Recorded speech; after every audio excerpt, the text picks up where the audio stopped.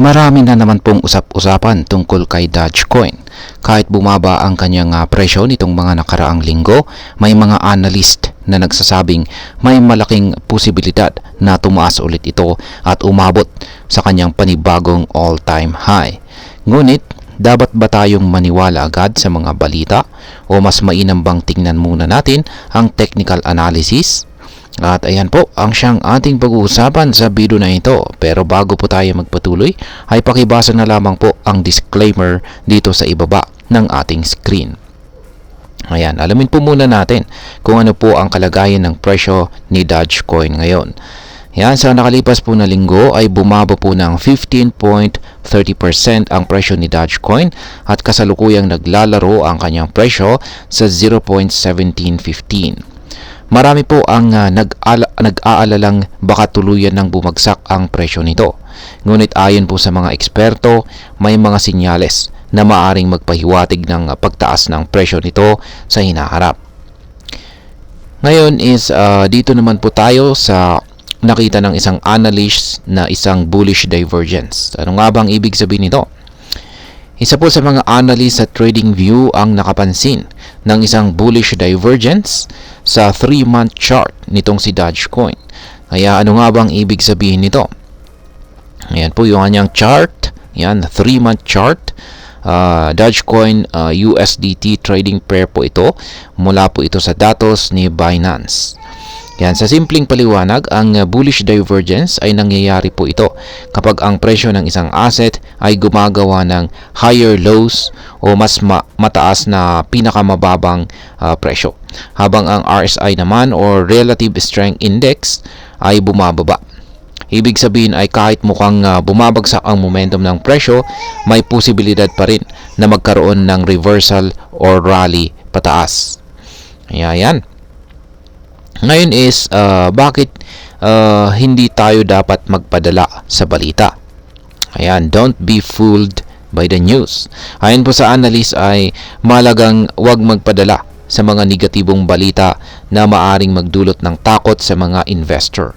Isa sa mga balitang ito ay ang pahayag ni Ginoong Elon Musk na kasalukuyang pinuno ng US Department of Government Efficiency na hindi maaring gamitin si Dogecoin sa gobyerno ng Amerika. Dahil dito ay bumagsak po ang presyo ni Dogecoin sa ilalim ng 0.17. Ngunit agad naman itong nakarecover. Ipinapakita nito na ang mga negatibong balita ay maaari pong magdulot ng pansamantalang pagbaba ng presyo. Ngunit hindi po ibig sabihin na ito na hindi po ibig sabihin na hindi na ito muling tataas. Ayan. Ngayon is dito naman po tayo sa mga resistance level. Ayan. Ano po ang papel ng mga resistance levels dito sa presyo ni Dogecoin?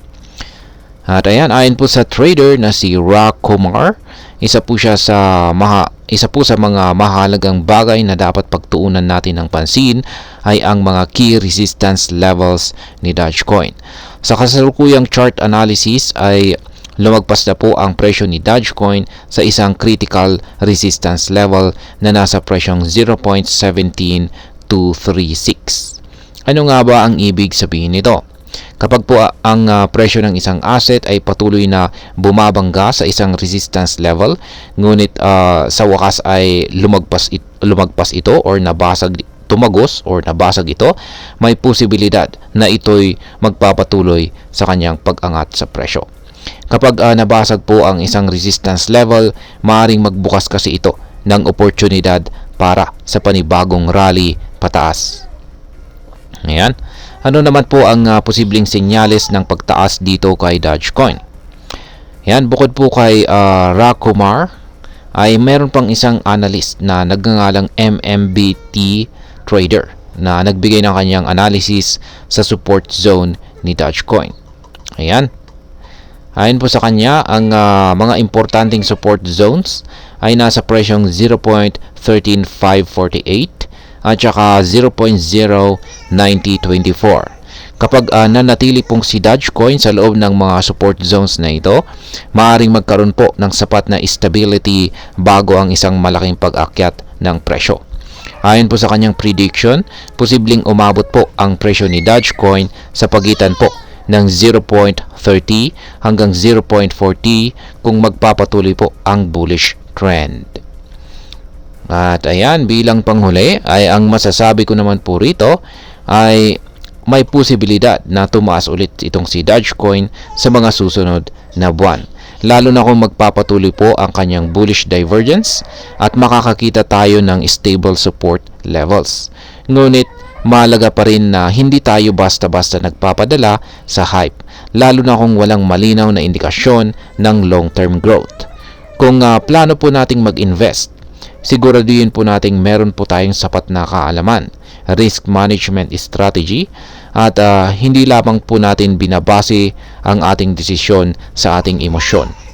Ang crypto market ay unpredictable po, kaya mahalagang manatili po tayo maingat at disiplinado sa bawat ating galaw.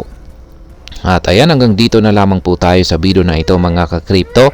Marami pong salamat sa panonood. Ingat po tayo lagi at God bless po sa ating lahat.